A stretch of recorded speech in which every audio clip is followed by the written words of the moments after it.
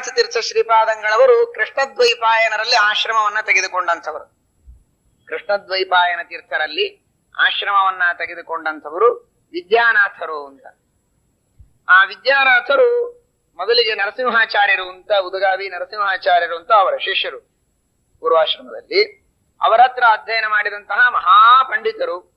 ಅವರು ಕೃಷ್ಣದ್ವೈಪಾಯನರಲ್ಲಿ ಆಶ್ರಮವನ್ನ ಸ್ವೀಕಾರ ಮಾಡ್ತಾರೆ. ಮಾಡಿ ವಿದ್ಯಾನಾಥರು ಅಂತ ಆಗ್ತಾರೆ. ಬಹಳ ಪಾಠ ಪ್ರವಚನಾದಿಗಳನ್ನ ಮಾಡ್ತಾ, ವಾದಿಗಳ ನಿಗ್ರಹಾದಿಗಳನ್ನ ಮಾಡ್ತಾ, ಎಲ್ಲ ಕಡೆಗೆ ಹೋಗಿ ವಿಶೇಷವಾಗಿ ವಾದ ವಿವಾದಗಳನ್ನ ಮಾಡಿ ಒಳ್ಳೆಯ ಪಾಂಡಿತ್ಯದಿಂದ ಮೆರೀತಾ ಇರ್ತಾರೆ. ಆಗ ವೇದನಿಧಿಗಳಿಗೆ ಈ ವಾರ್ತೆ ಗೊತ್ತಾಗ್ತದೆ. ವೇದನಿಧಿಗಳಿಗೆ ವಿದ್ಯಾನಾಥರು ಅಂತ ಮಹಾವಿದ್ವಾಂಸರು ಕೃಷ್ಣದ್ವೈಪಾಯನರ ಹತ್ತಿರ ಅವರ ಶಿಷ್ಯರಾಗಿದ್ದು ಹೀಗೆ ಪಾಠ ಪ್ರವಚನಾದಿಗಳನ್ನ ಮಾಡ್ತಾ ದೇಶ ಸಂಚಾರಾದಿಗಳನ್ನ ಮಾಡ್ತಾ ಇದ್ದಾರೆ ಅಂತ ಗೊತ್ತಾಗಿ ಈ ಒಂದು ಮುಖ್ಯವಾದಂತಹ ಸಂಸ್ಥಾನದ ಪರಂಪರೆಗೆ ಬಿಟ್ಟು ಹೋಗಬಾರದು ಅಂತ ಹೇಳಿ ಅವರನ್ನು ಇಲ್ಲಿ ಕರೆದು ದಂಡ ಪಲ್ಲಟ ಮಾಡಿ ಮತ್ತೆ ಪುನಃ ಅವರಿಗೆ ಉಪದೇಶವನ್ನ ಮಾಡಿ ಅವರಿಗೆ ವಿದ್ಯಾನಾಥ ಅನ್ನುವ ಹೆಸರನ್ನ ತೆಗೆದು ರಂಗನಾಥ ಅಂತ ಹೆಸರಿಡ್ತಾರೆ. ರಂಗನಾಥ ಒಡೆಯರು ಅಂತ ಆಗ್ತಾರೆ.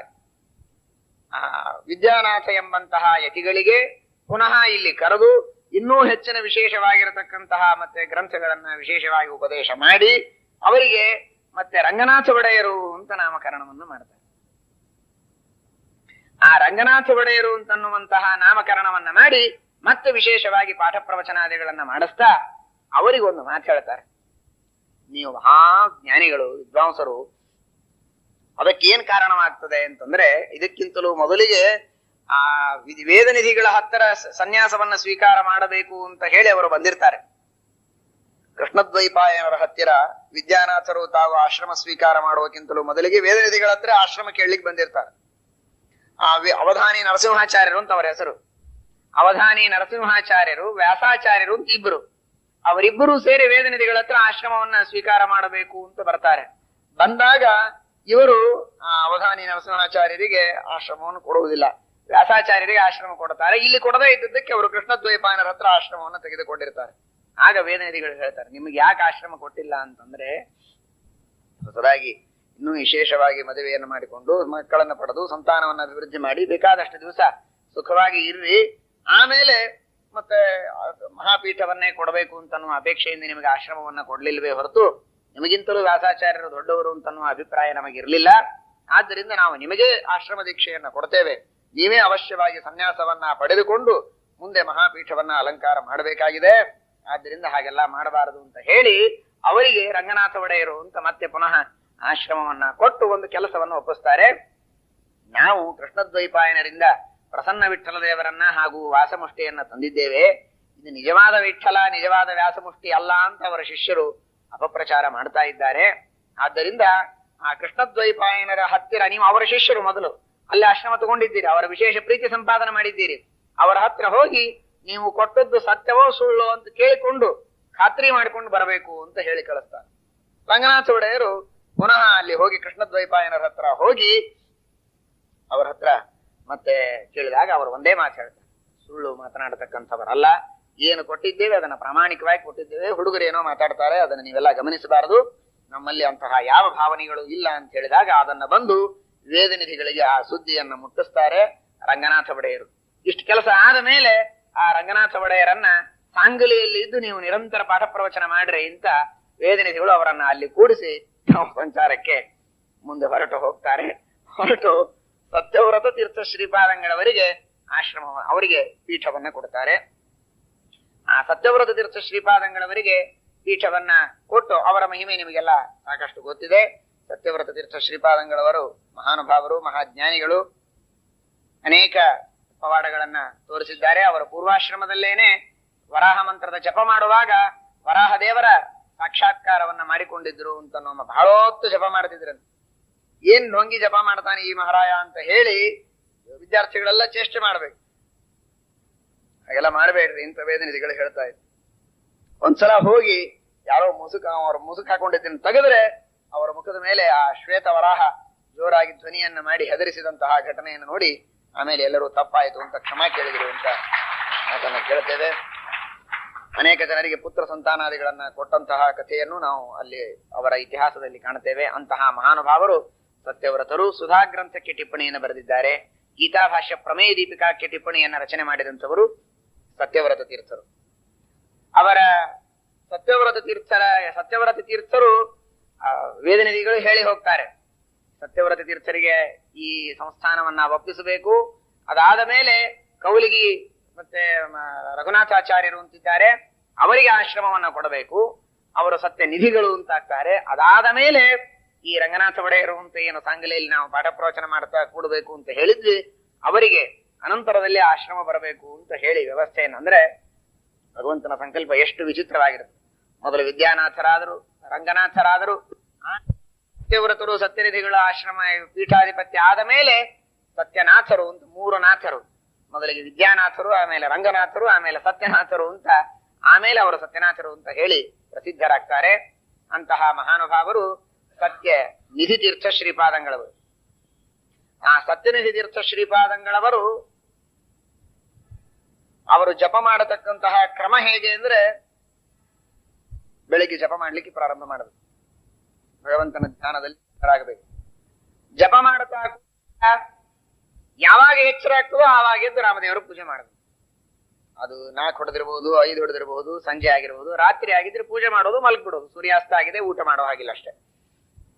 ಸೂರ್ಯಾಸ್ತದೊಳಗೆ ಎಚ್ಚರ ಆದ್ರೆ ಪೂಜೆ ಮಾಡಿ ಪ್ರಸಾದ ತಗೊಳ್ಳೋದು, ಇಲ್ಲದೆ ಇದ್ರೆ ತೀರ್ಥ ತಗೊಂಡು ಮಲ್ಕೊಳ್ಳೋದು.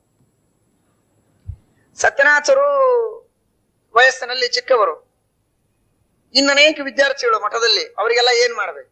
ಬೆಳಿಗ್ಗೆ ಎದ್ದು ನಿರ್ಮಾಲ್ಯ ವಿಸರ್ಜನೆ ಮಾಡಿಬಿಡ್ತಾ ಇದ್ರು. ದೇವರಿಗೆ ಎದ್ದ ತಕ್ಷಣ ಮೊದಲನೇ ಸ್ನಾನ ಆದಾಗ ನಿರ್ಮಾಲ್ಯ ವಿಸರ್ಜನೆ ಮಾಡಿ, ಆ ಅನೇಕ ಹಣ್ಣು ಹಂಪಲು ಹೆಸರಿಟ್ಟಿನ ಉಂಡಿ ಇವುಗಳನ್ನೆಲ್ಲ ಮಾಡಿ ಅವುಗಳನ್ನ ವಿದ್ಯಾರ್ಥಿಗಳಿಗೆ ಹೊಟ್ಟೆ ತುಂಬ ತಿನ್ಲಿಕ್ಕೆ ಕೊಟ್ಟು ಬಿಡೋದು. ಅವರೆಲ್ಲ ತಿಂದು ಮತ್ತೆ ಚಿಂತನೆಯನ್ನು ಮಾಡ್ತಾ ಅಭ್ಯಾಸ ಮಾಡ್ತಾ ಅವರ ತಂಪಾಡಿಗೆ ತಾವು ಕುಳಿತರೆ ಇವರು ತಾವು ಜಪ ಮಾಡ್ತಾ ಕೂಡಬೇಕು, ಧ್ಯಾನ ಮಾಡ್ತಾ ಕೂಡಬೇಕು. ಯಾವಾಗ ಎಚ್ಚರ ಆಗ್ತದೋ ಆವಾಗ ಎದ್ದು ಪೂಜೆ ಮಾಡಿ. ಹೀಗೆ ಸತ್ಯನಿಧಿ ತೀರ್ಥ ಶ್ರೀಪಾದಂಗಳವರು ಜಪವನ್ನ ಧ್ಯಾನವನ್ನ ಮಾಡತಕ್ಕಂತಹ ಪಾಠ ಪ್ರವಚನ ಮಾಡತಕ್ಕಂತಹ ಕ್ರಮ ಇತ್ತು ಅಂತ ನಾವು ಕೇಳ್ತೇವೆ. ಅವರ ತಂದೆಗೆ ಸ್ವಪ್ನದಲ್ಲಿ ವಿದ್ಯಾಧೀಶ ತೀರ್ಥ ಶ್ರೀಪಾದಂಗಳವರು ಬಂದು, ನಿಮಗೆ ಉತ್ತಮನಾದಂತಹ ಪುತ್ರ ಹುಟ್ಟುತ್ತಾನೆ, ಅವನು ರಾಮದೇವರ ಪೂಜೆಯನ್ನ ಮಾಡ್ತಾನೆ, ಉತ್ತರಾದಿ ಮಠದ ಆಧಿಪತ್ಯವನ್ನ ಪಡೆಯುತ್ತಾನೆ ಅಂತ ಸ್ವಪ್ನದಲ್ಲಿ ಮೊದಲಿಗೆ ಸೂಚನೆ ಕೊಟ್ಟಿರ್ತಾರೆ. ಆ ಸೂಚನೆಯಂತೆ ಸತ್ಯನಿಧಿ ತೀರ್ಥ ಶ್ರೀಪಾದಂಗಳವರ ಅವತಾರವಾಗ್ತದೆ ಅಂತ ನಾವು ಕೇಳ್ತೇವೆ. ಅಂತಹ ಮಹಾನುಭಾವರು ಸತ್ಯನಿಧಿ ತೀರ್ಥರು. ಇವರ ಕಾಲದಲ್ಲಿ ಮುದ್ಗಲಾಚಾರ್ಯರು ಅಂತ ಒಬ್ಬ ದೊಡ್ಡ ವಿದ್ವಾಂಸರು, 6 ಜನ ಅವರ ಮಕ್ಕಳು, 2 ಸೋದರಳೆಯಂದರು, 6 ಜನ ಮಕ್ಕಳು, 2 ಸೋದರಳೆಯಂದರನ್ನ ಕರೆದುಕೊಂಡು ಸತ್ಯನಿಧಿ ತೀರ್ಥಕ್ಕೆ ಮತ್ತೆ ಪ್ರಕಾಶವನ್ನ ಕೊಡ್ತಾ ಇದ್ದೀರಿ, ನಿಮ್ಮ ಮನತನಕ್ಕೆ ನವರತ್ನ ಅಂತ ಹೆಸರು ಕೊಡ್ತೇವೆ ಅಂತ ಹೇಳ್ತಾರೆ. ಆ ನವರತ್ನ ಮನತನದಲ್ಲಿ ಬಂದಂಥವರೇ ಸತ್ಯ ಧರ್ಮ ತೀರ್ಥರು ಹಾಗೂ ಸತ್ಯ ಸಂಕಲ್ಪ ತೀರ್ಥರು. ಒಂದು ಸಲ ಸತ್ಯನಿಧಿ ತೀರ್ಥ ಶ್ರೀಪಾದಂಗಳವರು ಮತ್ತೆ ಕೊಲ್ಲಾಪುರ ಅಂತಿದೆ, ಕೊಲ್ಹಾಪುರ ಅಲ್ಲ, ಕೊಲ್ಲಾಪುರ ಆಂಧ್ರ ಪ್ರದೇಶದಲ್ಲಿ, ಮಹಾರಾಷ್ಟ್ರದಲ್ಲ, ಮೆಹಬೂಬನಗರ ಡಿಸ್ಟ್ರಿಕ್ಟ್ ಒಳಗೆ ಕೊಲ್ಲಾಪುರ ಅಂತ ಒಂದು ಊರು. ಆ ಊರಿನಲ್ಲಿ ಇವರು ಜಪ ಮಾಡ್ತಾ, ಆ ಊರಿನಲ್ಲಿ ಒಬ್ಬ ರಾಜ, ಇವರು ನಿವೃತ್ತಿ ಸಂಗಮದಲ್ಲಿ ತಾವು ಜಪ ತಪಸ್ಸು ಅನುಷ್ಠಾನಾದಿಗಳನ್ನ ಮಾಡ್ತಾ ಇರ್ತಾರೆ. ಅಲ್ಲಿರತಕ್ಕಂತಹ ರಾಜ ಬರ್ತಾನೆ. ಆ ರಾಜನಿಗೆ ಬಹಳ ದೊಡ್ಡ ಆಪತ್ತು ಬಂದಿರುತ್ತದೆ. ಅನೇಕ ದುಷ್ಟರಾದ ಸುತ್ತಮುತ್ತಲಿರತಕ್ಕಂತಹ ರಾಜರು ಆಕ್ರಮಣವನ್ನ ಮಾಡಿ ಇವನ ಸಂಪತ್ತನ್ನ ಅಪಹಾರ ಮಾಡಿಕೊಂಡು ಹೋಗಬೇಕು ಅಂತ ಕಾಯ್ತಾ ಇರ್ತಾರೆ. ಆಗ ಆ ರಾಜ ಬಂದು ರಘುನಾಥ ತೀರ್ಥ ಶ್ರೀಪಾದಂಗಳವರಿಗೆ ನಮಸ್ಕಾರ, ಸತ್ಯನಿಧಿ ತೀರ್ಥ ಶ್ರೀಪಾದಂಗಳವರಿಗೆ ನಮಸ್ಕಾರ ಮಾಡಿ ಪ್ರಾರ್ಥನೆ ಮಾಡ್ತಾನೆ. ಈಗ ಬಹಳ ಕಷ್ಟ ಇದೆ, ಮತ್ತೆ ನೀವು ಉದ್ಧಾರ ಮಾಡಬೇಕು, ಮತ್ತೆ ನೀವೆಲ್ಲ ಕರ್ನಾಟಕ ಪೂರ್ವ ಸಜ್ಜನ ಗುರು ಶ್ರೀಪದ್ಮನಾಭಾಹ್ವಯ ಅಂತ ಹೇಳಿದಂತೆ ನೀವೆಲ್ಲರಿಗೂ ಕೂಡ ಮತ್ತೆ ಗುರುಗಳು ಅಂತ ಹೇಳ್ತೀರಿ. ಆಂಧ್ರ ಪ್ರದೇಶದ ನಮಗೂ ಕೂಡ ನೀವೇ ಉದ್ಧಾರ ಮಾಡತಕ್ಕಂಥವರು, ಆದ್ದರಿಂದ ನಮಗೆ ಬಂದ ಕಷ್ಟವನ್ನ ಪರಿಹಾರ ಮಾಡಬೇಕು ಅಂತ ಆ ರಾಜ ಕೇಳಿದಾಗ ಸತ್ಯನಿಧಿ ತೀರ್ಥ ಶ್ರೀಪಾದಂಗಳವರು ಮುಷ್ಟಿ ಮಂತ್ರಾಕ್ಷತೆಯನ್ನ ಮಂತ್ರಿಸಿ ಅವನ ಕೈಯಲ್ಲಿ ಹಾಕ್ತಾರೆ. ಹೋಗಪ್ಪ ನೀನು. ಎಷ್ಟು ಆಶ್ಚರ್ಯ ಅಂದ್ರೆ, ಒಳ್ಳೆ ವೈಶಾಖ ಮಾಸ, ವೈಶಾಖ ಮಾಸದೊಳಗೆ ಇವನು ಮಂತ್ರಾಕ್ಷತೆಯನ್ನ ತೆಗೆದುಕೊಂಡು ಹೋದರೆ, ಯಾವ ಊರಿನಲ್ಲಿ ಇವನು ಮತ್ತೆ ರಾಜ್ಯ ಇತ್ತೋ ಅಲ್ಲಿ ನದಿ ಇತ್ತು. ಆ ನದಿಗೆ ಜೋರಾಗಿ ಪ್ರವಾಹ, ಯಾವ ನದಿ ಪಾತ್ರದೊಳಗೆ ಆ ಎಲ್ಲ ದುಷ್ಟ ರಾಜರು ಅವರ ಸೈನಿಕರು ಸೇರಿ ಬಿಡಾರವನ್ನ ಹಾಕಿದ್ರೋ ಅಲ್ಲಿ ಮಹಾಪ್ರವಾಹ ಬಂದ್ಬಿಟ್ಟಿದೆ. ನದಿ ಮಹಾಪೂರ್ ಬಂದಿದೆ. ಮಹಾಪೂರ್ ಬಂದ್ರೆ ಆ ಎಲ್ಲ ಸೈನಿಕರು ಕೊಚ್ಚಿಕೊಂಡು ಹೋಗಿದ್ದಾರೆ. ಇನ್ನೂ ಅನೇಕ ಜನ ಇದನ್ನು ನೋಡಿ ಗಾಬರಿಯಾಗಿ ತಾವು ಬಂದ ಹಾದಿ ಹಿಡಿದು ವಾಪಸ್ ಓಡಿ ಹೋದ್ರು. ಇನ್ನೊಮ್ಮೆ ಇವನು ಉಸಾಬರಿ ಮಾಡೋದು ಬೇಡ ಅಂತ ಹೆದರಿ ಅವರೆಲ್ಲರೂ ತಿರುಗಿ ಹೋಗ್ತಾರೆ. ಇವರೇನು ಮಾಡಿದ್ದಿಲ್ಲ, ಕೊಟ್ಟದ್ದೊಂದು ಮಂತ್ರಾಕ್ಷತೆ, ಹೋಗಪ್ಪ ನಿನಗೆಲ್ಲ ಒಳ್ಳೇದಾಗ್ತದೆ ಅಂತ ಇಷ್ಟು ಹೇಳಿದ್ದಕ್ಕೆ ಬಂದಂತಹ ರಾಜನಿಗೆ ಬಿಸಿ ವೈಶಾಖ ಮಾಸದೊಳಗೆ ಮಹಾಪೂರವನ್ನ ಹರಿಸಿ ಅಲ್ಲಿ ಬಂದಿರತಕ್ಕಂತಹ ಎಲ್ಲ ಕಷ್ಟಗಳನ್ನ ಸತ್ಯನಿಧಿಗಳು ಪರಿಹಾರ ಮಾಡ್ತಾರೆ. ಅವನು ಬಂದು ಕೇಳ್ತಾನೆ, ನಾನು ಏನ್ ಮಾಡ್ಬೇಕು ನಿಮ್ಗೆ ಸೇವೆ ಅಂತ. ನೀವೇನೇ ಬೇರೆ ಸೇವೆ ಮಾಡೋ ಕಾರಣ ಇಲ್ಲ, ನಾವು ಅಷ್ಟೊತ್ತಿಗೆ ವಯಸ್ಸಾಗಿರ್ತದೆ, ನಾವು ಇಲ್ಲೇ ವೃಂದಾವನಸ್ಥರಾಗಬೇಕು ಅಂತ ಅಪೇಕ್ಷೆ ಮಾಡಿದ್ದೇವೆ. ನಿವೃತ್ತಿ ಸಂಗಮದಲ್ಲಿ ಪಾಂಡವರಿಂದ ಪ್ರತಿಷ್ಠಾಪಿತವಾದಂತಹ ಲಿಂಗ ಇದೆ, ವಸಿಷ್ಠರಿಂದ ಪ್ರತಿಷ್ಠಾಪಿತವಾದಂತಹ ನರಸಿಂಹದೇವರಿದ್ದಾರೆ. ದೊಡ್ಡ ದೇವಸ್ಥಾನವನ್ನ ಕಟ್ಟಿಸು, ನಾವು ಇರೋದಕ್ಕೆ ಇಲ್ಲೊಂದು ದೊಡ್ಡ ಮಂಟಪವನ್ನ ಕಟ್ಟಿಸಿಕೊಡು ಅಂತ ಹೇಳಿ ವೃಂದಾವನವನ್ನು ಅವರ ಎದುರಿಗೇನೆ ಕೇಶವ ಚಿತ್ರಮೂರ್ತಿ ಮೂರ್ತಿಗಳ ಚಿತ್ರದಿಂದ ಕೂಡಿದಂತಹ ವೃಂದಾವನವನ್ನು ತಯಾರು ಮಾಡಿಸಿ ದೊಡ್ಡ ಮಂಟಪವನ್ನ ಕಟ್ಟಿಸಿ ಆ ಎಲ್ಲ ದೇವಸ್ಥಾನಗಳ ಜೀರ್ಣೋದ್ಧಾರವನ್ನ ಮಾಡಿಸಿ ಆ ರಾಜನಿಂದ ದೊಡ್ಡದಾದಂತಹ ಕಾರ್ಯವನ್ನ ಮಾಡಿಸಿ ಶಿಲಾಶಾಸನವನ್ನ ಬರೆಸಿಟ್ಟು ಅಲ್ಲಿ ನಾವು ವೃಂದಾವನಸ್ಥರಾಗ್ತಾರೆ. ಸತ್ಯನಿಧಿ ತೀರ್ಥ ಶ್ರೀಪಾದಂಗಳು ಅವರ ಕಾಲದಲ್ಲಿ ನಡೆದಿರತಕ್ಕಂತಹ ಈ ದೊಡ್ಡದಾದಂತಹ ಘಟನೆ.